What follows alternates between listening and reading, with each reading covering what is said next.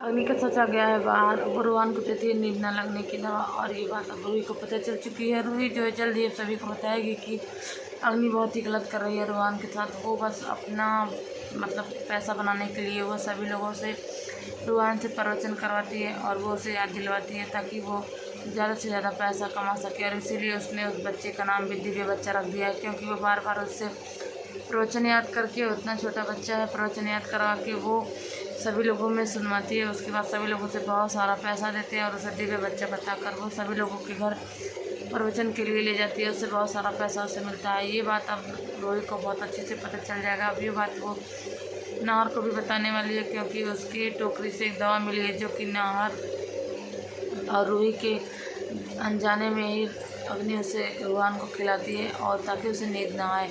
वो कहती है कि अब ये हमें ब्रह्म अस्त्र हमारा अस्त्र निकालना होगा जिससे कि इस बच्चे को नींद ना आए। रोहन को नींद नहीं आती है, वो उसे खिला कर लेकर चली जाती है।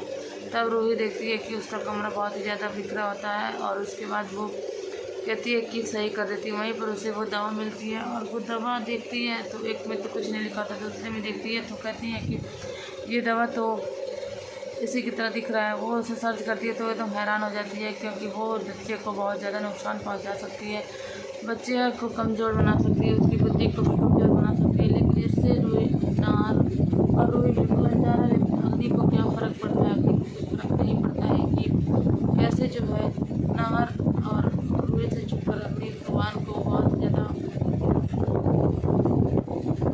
नुकसान पहुंचा रही है। ये बात घर वालों को पता चलेगी।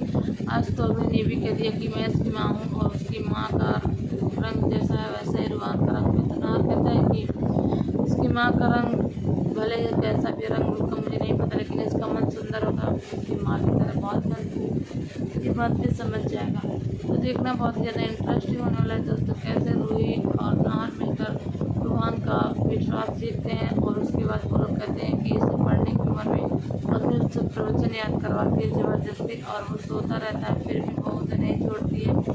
ज़बरदस्ती वो उससे प्रवचन याद करवा कर सभी लोगों में पैसों के लिए बांटती है और जग कल्याण का दिखावा करती है।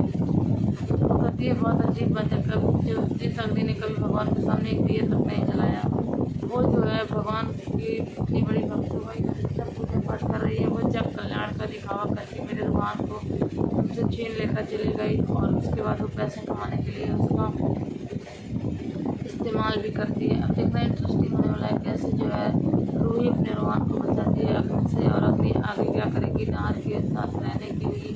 क्या नाहर फिर से अग्नि को ऐसे ही जाने देगा या फिर